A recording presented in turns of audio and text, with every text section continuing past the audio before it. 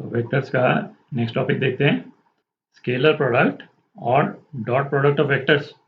अच्छा, ये वाला टॉपिक आप काफ़ी बेसिक लेवल पर फिजिक्स में भी डिस्कस कर चुके हैं, है ना। वहाँ पे अपन ने क्या देखा था कि यदि कोई दो वेक्टर्स हैं, इसको वेक्टर ए बोल देते हैं और इसको वेक्टर बी बोल देते हैं, तो इन दोनों वेक्टर्स का जो डॉट प्रोडक्ट है उसको हम किस तरह से डिफाइन करते हैं, ए डॉट बी।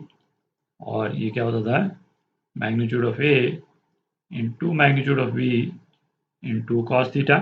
और थीटा जो है वो क्या हो गया, दोनों वेक्टर्स के बीच का एंगल, ठीक।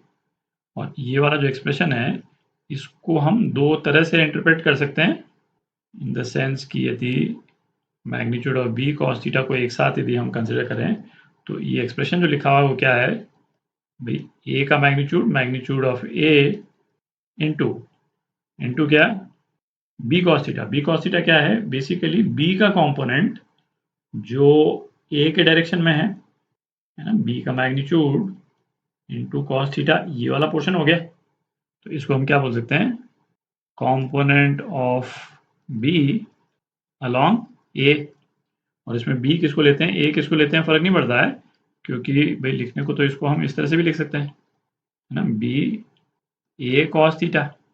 और ए कॉस थीटा को यदि हम एक साथ कंसिडर करके पढ़ लें तो ये क्या हो जाएगा, magnitude of B into component of A along B. और ए का कंपोनेंट बी के डायरेक्शन में, है ना, वो क्या हो जाएगा, इसको यदि मैं एक्सटेंड कर दूं क्योंकि बी का मैग्नीट्यूड छोटा है, तो ए का कंपोनेंट बी के डायरेक्शन में क्या हो जाएगा, ये वाला हो जाएगा, ठीक है ना, ए का मैग्नीट्यूड इंटू कॉस थीटा, है ना, ये राइट एंगल, ठीक।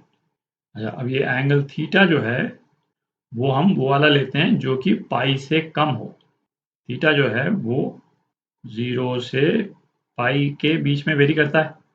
अब इसमें ए और बी के बीच में है भाई एंगल, एक ये एंगल भी तो हो सकता है ना, इस तरह से भी इंटरप्रेट कर सकते हैं, बट ऐसे हम इंटरप्रेट नहीं करते हैं। जो एंगल पाई से कम हो, है ना, उसी को लेते हैं। तो ए और बी के बीच का एंगल जो है वो पाई/2 से ज़्यादा भी हो सकता है, मतलब ये एंगल ए हो गया, और एंग बी वेक्टर जो है वो इस तरह से भी हो सकता है। तो थीटा इस वाले केस में क्या हो गया, ये हो गया।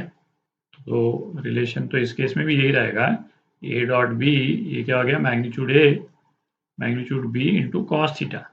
अब थीटा चूंकि 90 डिग्री से ज़्यादा है तो ये वाली वैल्यू नेगेटिव आ जाएगी, और ए और बी का मैग्नीट्यूड ये तो पॉजिटिव ही है, तो नेट रिजल्ट जो है वो क्या हो गया, नेगेटिव हो गया, क्योंकि कॉस थीटा नेगेटिव हो जाएगा, ठीक।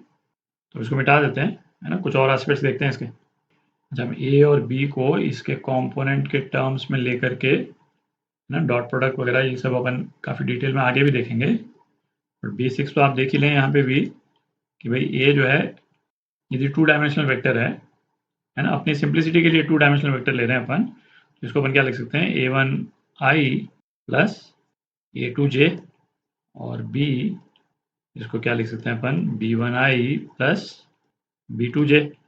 अच्छा, इन दोनों वेक्टर्स का जो मैग्नीट्यूड है ना, वो क्या होता है, a1 square plus a2 square, और इसी तरह से b का under root of b1 square plus b2 square, है ना, ये भी बेसिक ही है ना, आप कर चुके हैं कई बार। तो कंपोनेंट के टर्म्स में a डॉट b, है ना, ये क्या हो जाएगा, a1i plus a2j dot b1i plus b2j। तो जैसे नॉर्मली अपन ब्रैकेट के टर्म्स को खोलते हैं, तो डॉट प्रोडक्ट के केस में भी हम ब्रैकेट को उसी तरह से खोल सकते हैं। तो पहली वाली टर्म जो है वो क्या हो गई, a1 b1, और उसके बाद में क्या आ गया, i डॉट i। इसको यहाँ पे कर लेते हैं, i डॉट i। तो i डॉट i बेसिकली क्या हो जाएगा, i का मैग्नीट्यूड इंटू i का मैग्नीट्यूड इंटू कॉस 0, है, सेम वेक्टर है, इनके बीच में एंगल तो 0 ही होगा, चूंकि यूनिट वेक्टर है तो इसका मैग्नीट्यूड 1 है, तो i डॉट i क्या हो गया, 1 हो गया, plus a1 b2 into i dot j। तो i और j के बीच में एंगल क्या है, पाई/2, है ना, और कॉस पाई/2 क्या हो जाएगा, 0 हो जाएगा। तो i डॉट j जो है वो 0 हो गया। तो i डॉट j और j डॉट i वाली टर्म्स जो है वो 0 हो गई, और अपने पास में कौन सी टर्म एक और आ जाएगी, लास्ट वाली term a2 b2 into J dot J, जो कि 1 के बराबर है। ठीक, ये कंपोनेंट के टर्म्स में जो डॉट प्रोडक्ट है उसको तो आगे अपन देखेंगे काफ़ी डिटेल में। यहाँ पे इसलिए कर लिया है क्योंकि कई प्रॉपर्टीज़ को इंटरप्रेट करने और समझने के लिए, है ना, आपको कहीं पे भी कन्फ्यूजन हो कि भाई ये प्रॉपर्टी होल्ड करती है कि नहीं करती है, तो एक कोई भी 2 डायमेंशनल वेक्टर ले लें और उसको उसमें डाल करके देख लें। तो अपनी क्लैरिटी के लिए वेक्टर्स को कंपोनेंट में तोड़ करके करना सिंपल हो जाता है। ठीक, तो कुछ प्रॉपर्टीज़ देख लेते हैं। पहला, वेक्टर्स जो हैं वो किस ऑर्डर में लिखे हुए हैं उससे फ़र्क नहीं पड़ता है। ए डॉट बी जो है वो बी डॉट ए के बराबर होगा ना। अगेन जैसे मैंने कहा यहाँ पे, है ना, इसमें थोड़ा सा भी कन्फ्यूजन हो तो ए डॉट बी को अपन निकालेंगे तो भाई ये आएगा A1 B1 plus A2 B2, और बी डॉट ए को यदि अपन निकालेंगे तो क्या आ जाएगा भाई B1 A1 plus B2 A2 आ जाएगा। बात तो एक ही। तो इस तरह से, है ना, कंपोनेंट के टर्म्स में देखने से प्रॉपर्टीज़ का एप्रिसिएशन ईजी हो जाता है। ठीक, second property, A dot B plus C, तो ये किसके बराबर है? जैसे नॉर्मली अपन ब्रैकेट्स खोलते हैं इसी तरह से डॉट प्रोडक्ट में भी अपन ब्रैकेट्स को खोल सकते हैं, A dot B plus A dot C, है ना। इसमें भी कंफ्यूजन हो तो आप पहले बी प्लस सी को ऐड कर लें, है ना, 2 वेक्टर ले लें, एक बी और एक सी, B1I प्लस B2J और C1I प्लस C2J, उनको पहले ऐड करके फिर मल्टीप्लाई करें, और या फिर इस तरह से अलग अलग करके ऐड करें, है ना, सेम ही रिजल्ट आता है। तीसरा, है ना, ए डॉट ए, 2 वेक्टर्स, है ना, क्या हो जाएगा, है ना, दिख ही रहा है इस वाले रिलेशन में बी की यदि अपन ए डाल दें तो क्या आ जाएगा, मैग्नीट्यूड ऑफ ए स्क्वायर, ये तो cos 0 हो गया। ए डॉट ए जो है मैग्नीट्यूड ऑफ ए स्क्वायर। फिर चौथा, है ना, किसी भी वेक्टर को हमने स्केलर से मल्टीप्लाई कर दिया तो एक वेक्टर तो ये बन गया आपका। ठीक, और जो दूसरा वेक्टर है उसको भी सपोज हमने किसी स्केलर से मल्टीप्लाई कर दिया, है ना, ये आपका दूसरा वेक्टर हो गया। तो इसको हम क्या लिख सकते हैं भाई, स्केलर्स को आप चाहे तो बाहर ले लें, mn into A dot B. Basically जो भी स्केलर प्रोडक्ट है ए और बी का, वो mn से मल्टीप्लाई हो जाएगा, है ना। आप देख ही सकते हैं इसमें हर एक कोएफिशिएंट जो है i का और j का, इन दोनों एक्सप्रेशंस में m से और n से मल्टीप्लाई हो रहा है, तो फाइनल प्रोडक्ट भी mn से मल्टीप्लाई हो जाएगा। तो अब नेक्स्ट प्रॉपर्टी देखते हैं, है ना, सबसे इंपॉर्टेंट प्रॉपर्टीज़ में से है ना, इसलिए इसको मिटा देते हैं, थोड़ी जगह चाहिए होगी अपने को। तो नेक्स्ट प्रॉपर्टी क्या है कि यदि, है ना, ए और बी इस तरह से इनका ओरिएंटेशन है तो ए प्लस बी, पैरेललोग्राम लॉ यदि अपन लगाएंगे, है ना, बी को उठा के यहाँ कर दें तो ए प्लस बी जो है वो क्या हो जाएगा, ये हो जाएगा, ये वाला वेक्टर हो जाएगा ए प्लस बी।